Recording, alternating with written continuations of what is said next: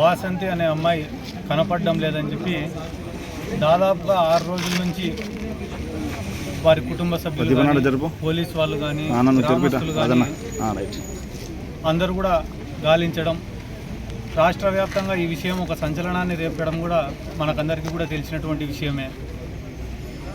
3 minor యువకులు ఆ అమ్మాయి పైన అఘాయిత్యానికి పాల్పడి హత్య చేసినారని చెప్పి బయటంతా కూడా వినికిడి.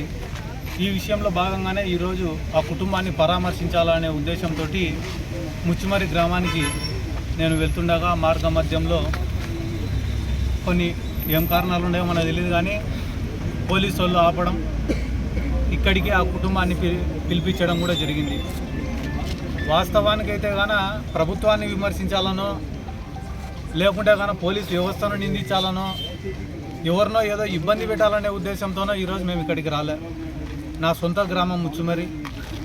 ఆ గ్రామంలో నాకు తెలిసిన వ్యక్తులు, నాకు సంబంధించిన వాళ్ళు ఈరోజు వాళ్ళు బాధల్లో ఉండగా పరామర్శించడం అనేది నా యొక్క బాధ్యత అని చెప్పి ఫీల్ అయి నేను ఇక్కడికి వచ్చినానే తప్ప ఇక్కడ ఏదో పొలిటికల్గా దీన్ని ఇష్యూ చేయాలనే ఉద్దేశంతో నేను రాలే.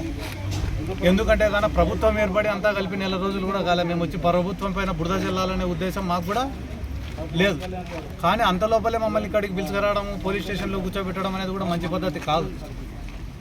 అది ఎవరు ప్రెషర్లు ఉండే ఏం కథనో వాళ్ళ ఆలోచన చేసుకోవాలా. కానీ బీహార్ లాంటి రాష్ట్రాలలో లేకుంటే కానీ మణిపూర్ లాంటి చోటనో, ఉత్తరప్రదేశ్ లాంటి చోటనో ఎక్కడో క్రైమ్ ఎక్కువ ఉండే చోట కూడా ఒక ఆడపిల్లకి ఏదైనా అన్యాయం జరిగిందంటేనే ఎవరో ఒకరిపై పరామర్శిస్తామంటే కానీ పోయి రమ్మని చెప్తారు.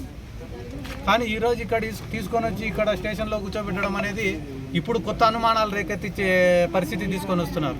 ఏమేమి అక్కడికి పోతే ఏమైనా నిజాలు ఏమైనా బయటపడతాయని భయపడుతున్నారా, లేకుంటే రాజకీయ నాయకుల ప్రమేయం ఉందని ఏమైనా భయపడుతున్నారా? దేనికోసం అడ్డుకుంటున్నారు?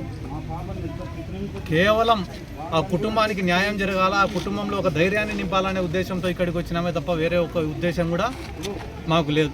అదే రకంగా ఈరోజు గవర్నమెంట్ని కానీ, ముఖ్యమంత్రి చంద్రబాబు నాయుడు గారిని కానీ, డిప్యూటీ సీఎం పవన్ కళ్యాణ్ గారిని కానీ, హోమ్ మినిస్టర్ అనిత గారిని కానీ మేము కోరే విషయం ఏమిరా అంటే, ఎవరైతే ఈ క్రైమ్కు పాల్పడినారో, ఎవరైతే దీని వెనకాల ఉన్నారో వాళ్ళకందరికీ శిక్ష పడే విధంగా మీరు చర్యలు తీసుకోవాలని చెప్పి మేము రిక్వెస్ట్ చేస్తున్నాం, కోరుకుంటున్నాం. ఎందుకంటే కాన ఇటువంటి ఇన్సిడెంట్స్ మళ్ళీ జరగకుండా ఉండాలంటే కాన నిందితులకు శిక్ష పడాలి. గతంలో మీరు తెలుగుదేశం పార్టీ అధికారంలో ఉన్నప్పుడు కూడా ఇదే కర్నూలు జిల్లాలో ప్రీతిబాయ్ అనే అమ్మాయికి కూడా ఇదే రకంగా రేప్కు గురై హత్యకు గురైందని చెప్పి ఒక కేసు నమోదైంది. కాబట్టి ఇటువంటి కేసులు మళ్ళీ పునరావృతం కాకూడదంటే గాన చేసిన వాళ్ళకు కఠినంగా శిక్ష పడిన రోజునే మళ్ళీ ఎవరైనా ఇటువంటి తప్పులు చేయాలంటే భయపడతారు. ఇక్కడ వచ్చి వీళ్ళని పరామర్శించేదానికన్నా కూడా వాళ్ళకు న్యాయం జరగడం చాలా ముఖ్యం. 5 రోజులైనా 6 రోజుల తర్వాత మేము ఈరోజు ఎందుకు వచ్చినామంటే చట్టం అనేది ఒకటి ఉంటుంది, పోలీస్ వ్యవస్థ అనేది ఒకటి ఉంటుంది. వాళ్ళు వాళ్ళ పని చేసుకుంటూ పోతుంటారు. ఎవరైతే తప్పు చేసినారో వాళ్ళని శిక్షిస్తారనే ఉద్దేశంతో మేము కూడా వాళ్ళ పని వాళ్ళని చేసుకొనియాలనే ఉద్దేశంతో సైలెంట్గా ఉన్నాం.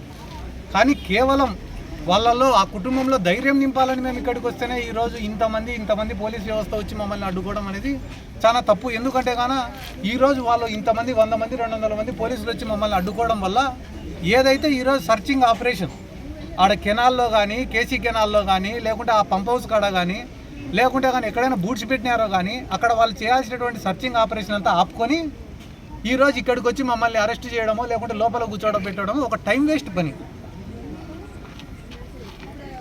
పబ్లిసిటీల కోసం రాజకీయాలు చేసే వాళ్ళకి ఇటువంటి తప్పుడు ఆలోచనలు వచ్చి వాళ్ళని రానియకుండా చేయండి అని చెప్తున్నారు అనుకుంటా.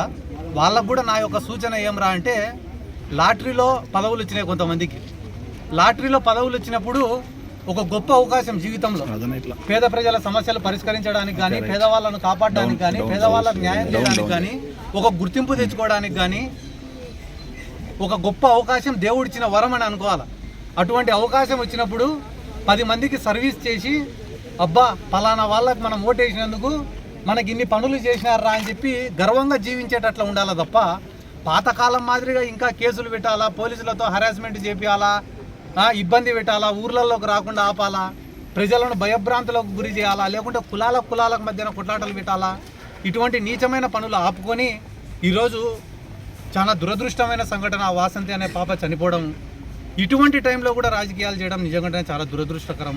ఈ రాష్ట్రం కానీ అన్ని సంఘాల వాళ్ళు కానీ నిజంగానే ఒక గొప్ప విషయం. అన్ని కుల సంఘాలు కానీ, అన్ని విద్యార్థి సంఘాలు కానీ, అన్ని రాజకీయ పార్టీలు కానీ ఒక తాటిపైకి వచ్చి ఈరోజు ఆ పాపకు మద్దతు తెలపడం నిజంగానే ఆ కుటుంబానికి అండగా నిలబడడం కూడా చాలా సంతోషించదగిన విషయం. కాబట్టి ఆ భగవంతుని ఆశీస్సులు ఆ కుటుంబానికి ఉండాలా.